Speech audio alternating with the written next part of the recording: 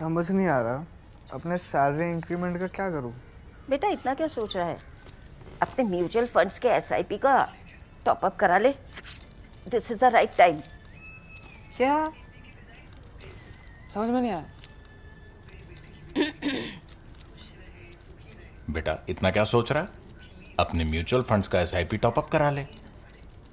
This is the right time. अब समझा।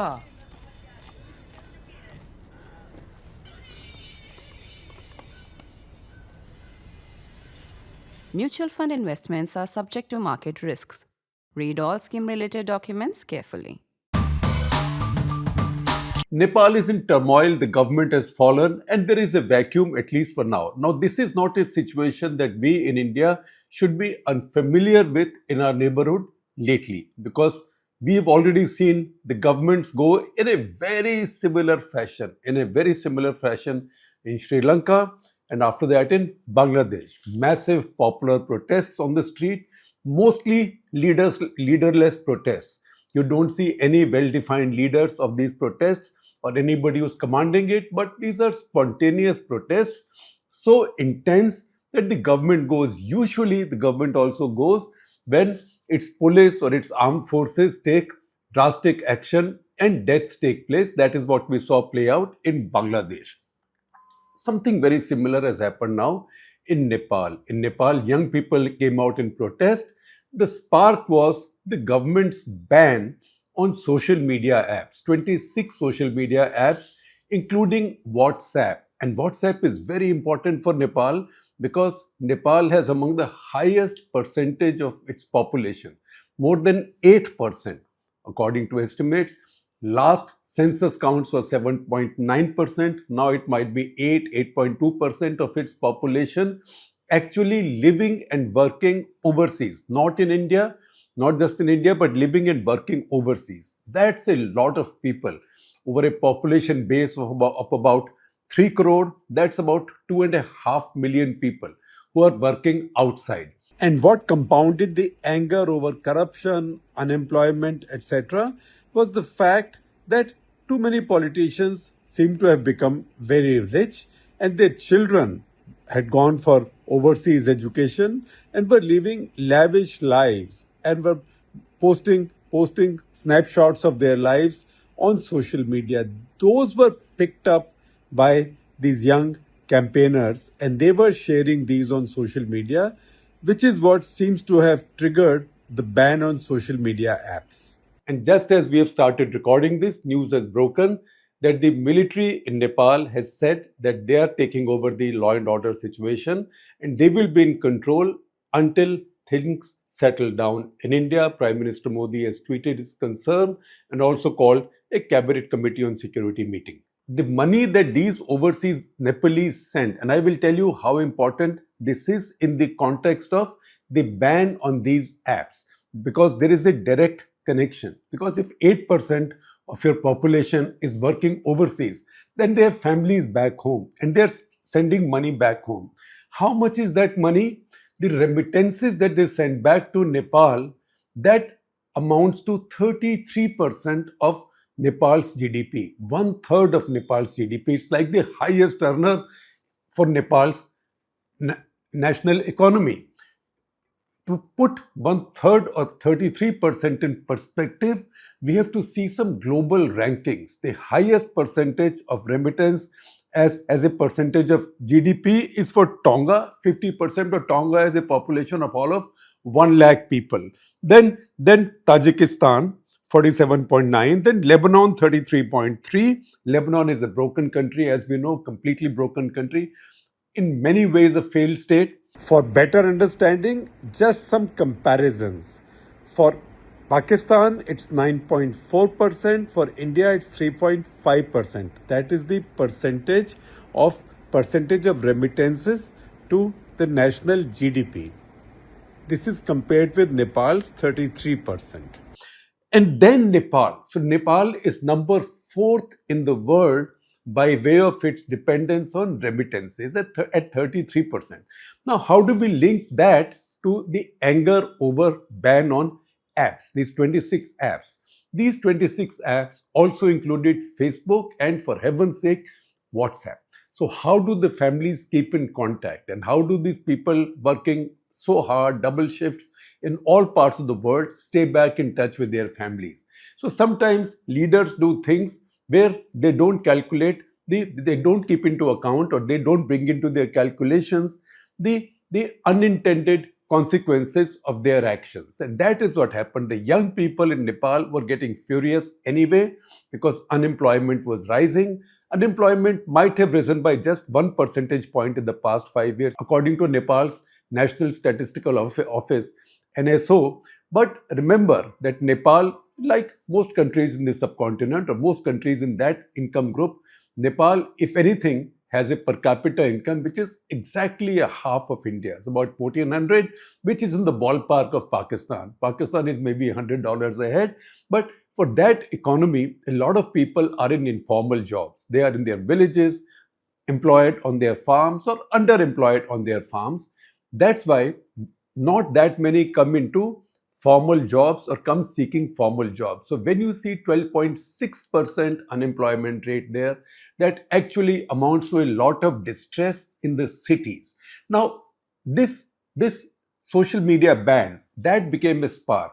We have to understand that in any of these situations where a large number of people or large enough number of people can get so angry that they can shake established governments, these events are just sparks. So social media ban is just a spark. Just like seen Sri Lanka, the first of these protests that brought down a government, Rajapaksa's very powerful government, where half the cabinet were his family members, that came down. People got furious. They were furious over inflation. They were furious over corruption. They were angry over energy crisis. They were angry over shortage of foreign exchange, which led to shortage of imported gasoline, and people were lining up. All of that was there. All of that was piling up. On top of that, what gave the spark?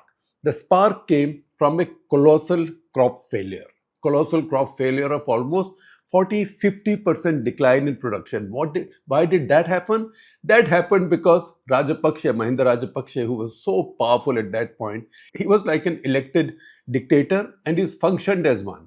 So he enforced by legal fiat, executive fiat, compulsory organic cultivation in all of Sri Lanka.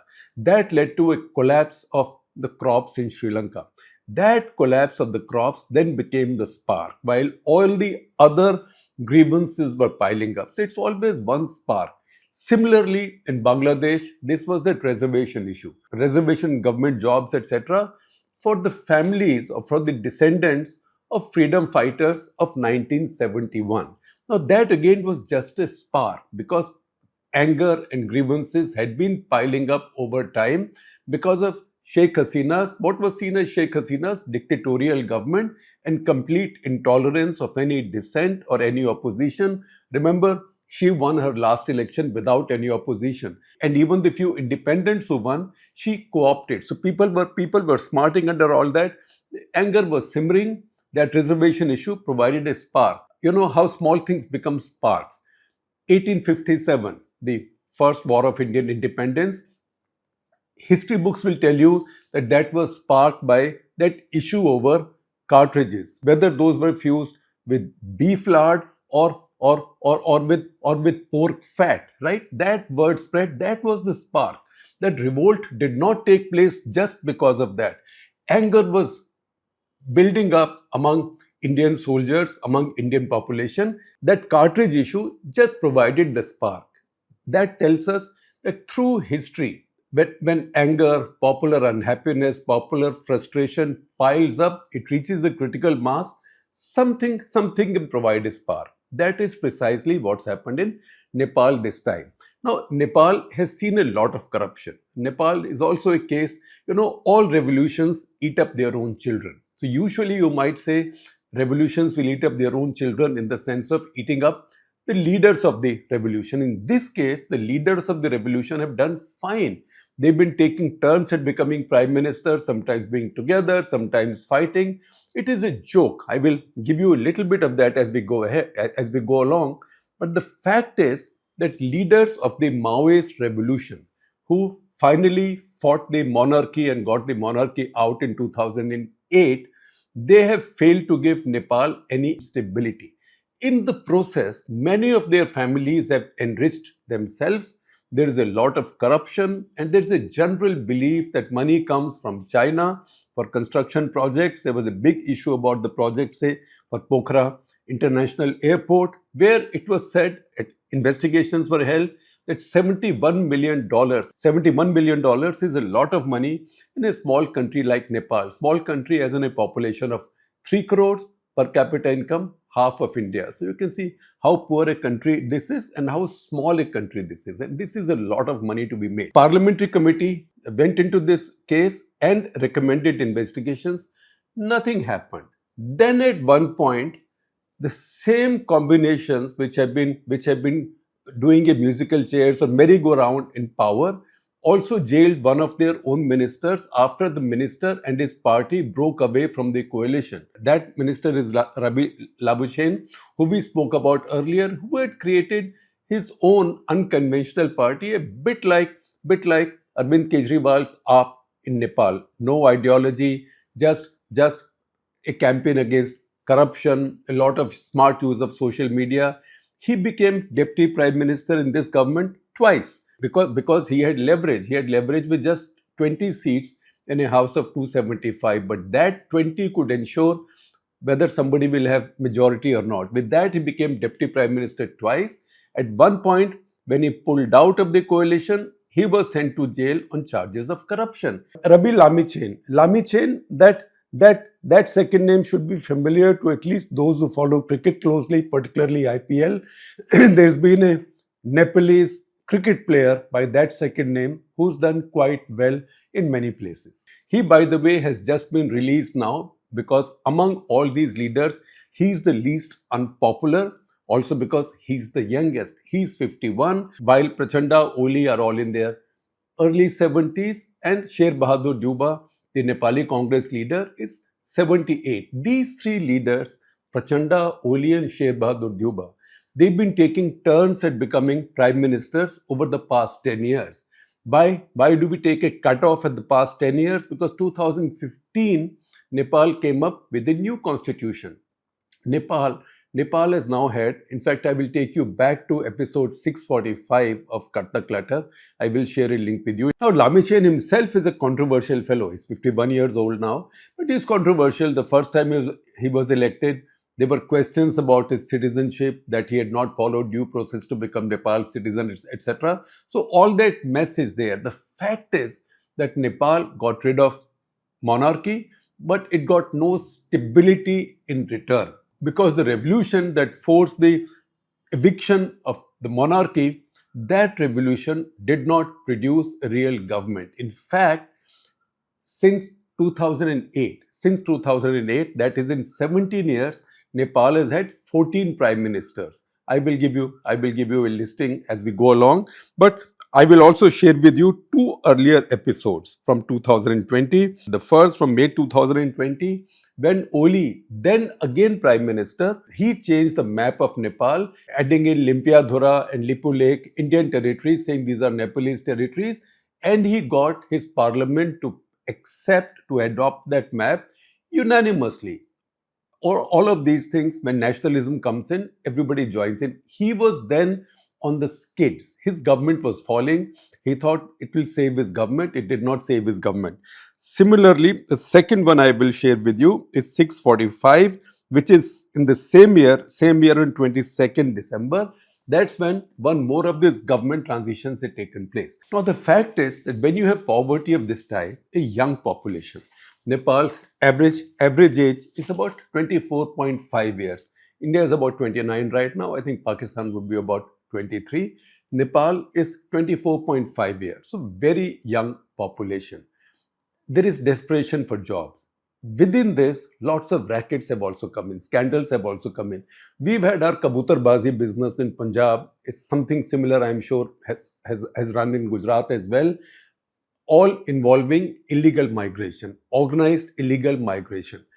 Nepal has had its own racket, where politicians have set up their own systems or their own mafias, where they promise immigration to the Nepalese to Western countries, the US as well as Europe, on grounds of being refugees. So what's the ground they claim for refugee status? They say, I'm not a Nepali from Nepal. I'm a person of Nepali origin who's been expelled by the Bhutanese government. So in effect, I become a stateless person, so I am a refugee. These politicians have been running a racket in giving certificates to these Nepalese so they can go and claim refugee status elsewhere. We've seen this happening in our Punjab, where some politicians have been giving letters on their parties or their official letterheads to people saying this person risks being jailed or tortured or being shot by the police and should be given refugee status. And those politicians also charge money. That is in one state of India and is ugly enough. In Nepal, this has been happening on an industrial scale. That leaves a lot of very angry people. And those angry people are the ones who came out. You've seen so many buildings burning. You've also seen, unfortunately, media organizations' entire building burning. Kantipur, the newspaper in Kathmandu, because once people get angry, they just get angry. They just vent at whatever comes in their way. Lots of ministers have been beaten up. Lots of ministers' spouses have been beaten up. The prime minister has been taken away to safety someplace. The president, there are rumors, some reports that the president might have resigned, but others that do not quite confirm anything. So we will not talk about that. The ban on social media was lifted Monday evening in panic by the government.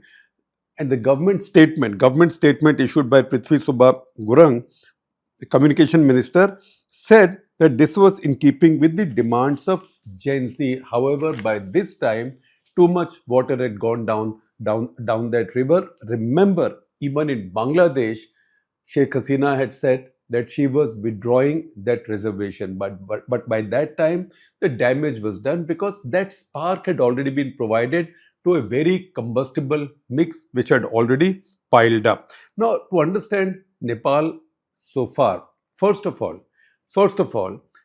in that earlier episode, 645, I had said that in its 58-year history, and we began counting from 1962 when the panchayat system came in, an elected government under a constitutional monarch. This was not a Namka Vaste monarch. This was a monarch with real power. King Mahendra, King Birendra, then King Gyanendra, the brother after the palace massacre. Since then, we had said in 58 years, and this was an episode in 2020, Nepal had seen 49 prime ministers in 58 years. At this point, in 63 years since 1962, Nepal is already on its 53rd prime minister.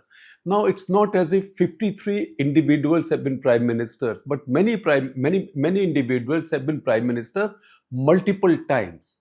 In episode 645, I had mentioned that when I joined India Today in 1983, my first story was on the fall of a prime minister, on the sacking of a prime minister in Nepal. That is when Surya Bahadur Thapa was fired by the king as the prime minister and Lal Bahadur Chand was appointed prime minister. After that, both Thapa and Chand became prime ministers multiple times. So same people, also the same cast of characters keeps revolving, which I suppose in the course of time also frustrates people, because people will then say nothing changes. Because even if you bring about a change, the same guys come in and ye sab aapas mein mile hue. They are all in it together. 53 prime ministers in 63 years, but also 7 constitutions since 1948. And see how they come in. 1948, 1951, 1959, 1962, that's when the panchayat system comes in. So an elected government under the king.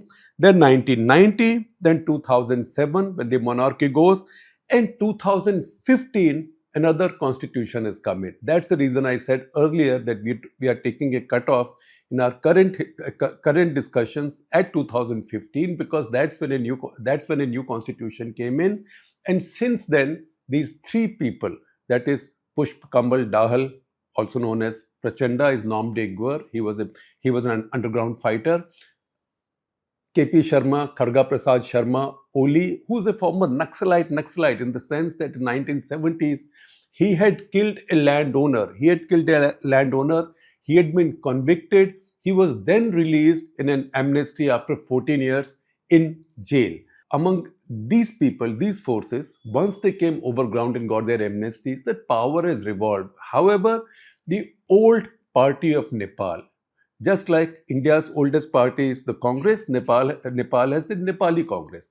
Nepali Congress has been there for a long time. From the monarchy era, Nepali Congress has also had very close ties personally, ideologically, and also politically with Indian politicians, with not just the Indian National Congress, but also with Indian socialists. Chandrasekhar, our former Prime Minister, for example, was very friendly with Nepali Congress leaders. Similarly, subsequently, leaders of the Nepalese Maoists have had their friendships with leaders of the Indian left, late Sitaram Yechuri in particular. Baburam Bhattarai, in fact, who's right now sort of sidelined, he was also a Maoist leader. He's a graduate of the College of Architecture in Chandigarh, got his post-graduation with Delhi School of Planning and Architecture, then went to JNU to get his PhD in what else but Marxist thought. So all of these people have a strong Indian connection. However, see how power has revolved between amongst these people and how much instability Nepal has had since 2008, since the monarchy left. Since then, Nepal has had 14 prime ministerships. I didn't say prime ministers, prime ministerships. In 17 years, 14 prime ministerships. These 14 prime ministerships, the average across these 14 prime ministerships is 1 year and 80 days. And this has gone on over 17 years. Now, how frustrating is that for the people of a country? This is not a rich European country where coalitions can come and go. This is a very poor landlocked country, and the same people keep revolving. So KP Sharma Oli, 4 terms, total of 5 years, 142 days. Over those 4 terms, one ended today. Second, Pushp Kamal Dahal, also known as Prachanda, mostly known as Prachanda, 3 terms with a total of 3 years and 59 days.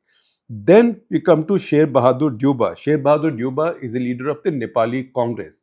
As I mentioned to you, that's an old party that continues and that has survived the revolution and that has survived the end of the monarchy. Sher Bahadur Deuba twice, 2 prime ministerships, total term of 2 years and 54 days. Then Khilraj Regmi, 11 months. Baburam Bhattarai, who I just mentioned to you about, the architecture masters and the JNU PhD, 1 term, 1 year and 197 days. Jhalanath Khanal, 204 days.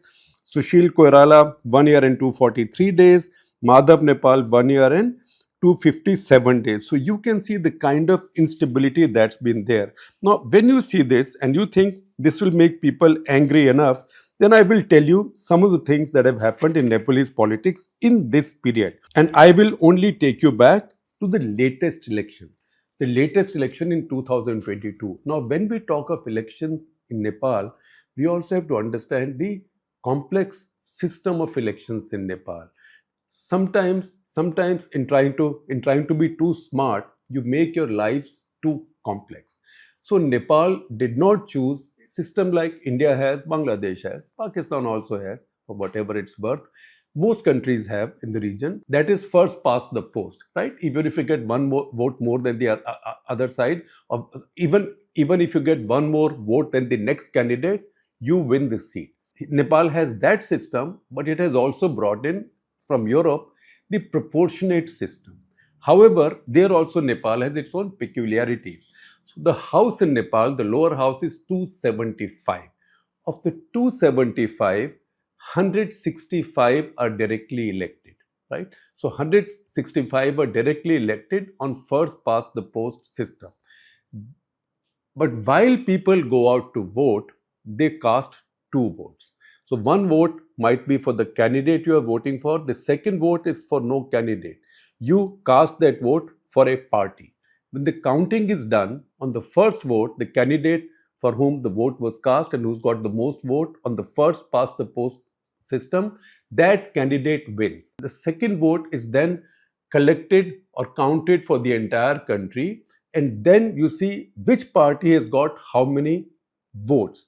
On the basis of that, various parties can then allocate seats, and 110 seats are filled like that. if you think that's complicated, it doesn't stop here. Nepal's electoral system also says that every party's elected MPs also must have 1/3 women, right? In India, our new constitutional amendment says that 1/3 seats will be reserved for women. Not like that. That's a simpler system. In this case, it doesn't matter how many women you fielded, but you must have 1/3 women. What that means is that if you did not have enough women elected for your party in the first past the post seats, that is out of the 165 seats, then you allocate from your proportionate representation seats more seats to women. So this becomes a very complex situation, and that's why it's been difficult for parties to get majorities there. Once we understand that, then we can look at what happened post 2022. I will not take you back to 2008 since this has been going on, because that will take an hour. But 2022, that is the life of the current parliament. 2022 election, nobody got a majority. So once again, we have to get our glossary right. Our glossary or our index, our basic facts right. First of all, the key parties, because they have similar names: CPN, UML. CPN is Communist Party of Nepal, Unified Marxist Leninist. However, there is nothing unified about communists in Nepal. So this is CPN, Unified Marxist Leninist.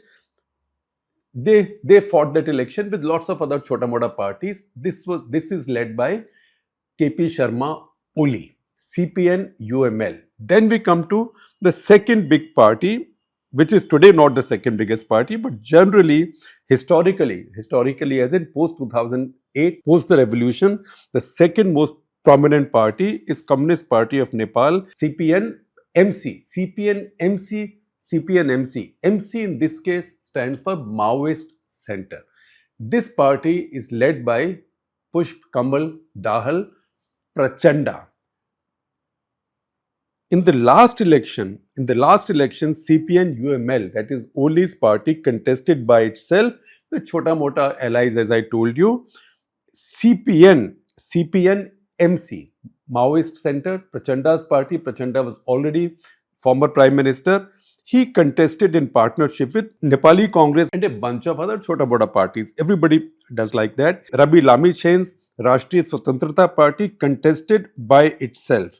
See how the results turned out. Nobody got a majority. It's difficult for anybody to get a majority. Although in the past, even when one party got like 2/3 majority, even then they broke up and there was instability. A majority in Nepal's politics is no guarantee for any stability, because immediately revolutionaries start fighting amongst themselves. However, in the 2022 election, Nepali Congress came out tops, because people were already getting tired of these Maoists and Marxists, by whatever name you call them. They were always fighting amongst themselves. So Nepali Congress got 89 seats. 89, they became the single largest party, but at 89 also, they are 49 short of the majority mark. The number 2 party was Oli's party, that is CPN UML, with 78 seats. That put them 60 short of the majority mark. The CPN Maoist Center, Prachanda's party, got just 32 seats. Now, naturally, because Prachanda's party and NC had fought this election together, between them, they were very close to a majority. They just needed a few more seats from here and there and a few more partners. They could have formed a government. However, Prachanda had tasted power earlier. So Prachanda said, I may have just 32 seats and you, NC, might have 89. But I will join your coalition. Although we fought together in a coalition, I will join your coalition only if you make me Prime Minister. So obviously, Nepali Congress said, no, we will not do it. So what does Prachanda do? Prachanda calls Oli and says, listen, comrade, we used to be comrades all our lives. We can be comrades again. We might have contested on opposite sides, but let's join hands together. So he made his first palti, his first somersault. Please keep counting these. He made his first somersault and now went to his arch rival, Oli, and said, I am bringing my 32 seats to you. You can get some more from here and there, and we can set up a coalition and I will become Prime Minister. He carries out a leveraged buyout like that, and then he becomes prime minister. That, however, does not last very long. In that government, Lamy Chain's party, which had 20 seats, also joined in, and also some other small parties. He took his oath in 2022 December with the understanding that he and Oli will share power half and half. He'll be prime minister for half the time, Oli the other half, but Oli did not have either the intention or the patience to give the prime ministership to somebody who had only 32 seats, because he could make deals with others. By Feb 2023, within less than 3 months, a breakup between the unified Marxist-Leninists and the Maoist centers. Think about the formidable figures in the history of communism after whom these parties are named. They fought again, and within 3 months, Prachanda was going to lose power, and the fight took place over the selection of president. Nepali Congress had their own choice for president. The incumbent who's still there, I can't say for sure whether the incumbent is there or not, but presumably there, Ramchandra Paudel. So Prachanda actually supported not his partner's candidate, but his rival's candidate, his former partner and now rival's candidate, that is Nepali Congress's candidate, Ramchandra Paudel, who as we speak is the incumbent president. There are rumors that he is quit, but I can't confirm anything. I don't know what the status will be when you hear this episode, but as I speak, he is still officially the president of Nepal. So Prachanda then double-crossed his own partner or stabbed his own partner in the back, and the rival's president was elected. So Prachanda backed the Nepali Congress candidate, having dumped Nepali Congress to come to Oli for prime ministership. Oli would have nothing to do with it, and that's how they broke up, and Prachanda lost his prime ministership. That's when the two broke up, and Prachanda now made his second palti or second somersault. With the second palti, he went back to Nepali Congress and others. He went back there and was sworn in prime minister again. This lasted another 15 months. After another 15 months, in March 24, he made one more palti. So 3 paltis or 3 somersaults. He again switched sides now. So with this third palti or third somersault, Prachanda has now joined hands with Oli. He's still prime minister, but he has to face a vote of confidence, which he loses. As he loses his vote of confidence, this is now the turn for Oli to make a palti, because if he's been facing the somersaults from his comrade in arms, Prachanda, why shouldn't he pay back in the same coin? So now Oli turns around and dumps Prachanda and join hands with Nepali Congress and sets up the government, which has effectively fallen now. Now, if you are a young Nepali and you see all the problems, your economy, joblessness, corruption, frustration, in the middle of this, you see all this tamasha going on, how angry will that leave you? It is a result of all of that. All of that piled up anger was a very combustible mix. On top of that, Oli government threw a matchstick. That matchstick was the ban on social media apps.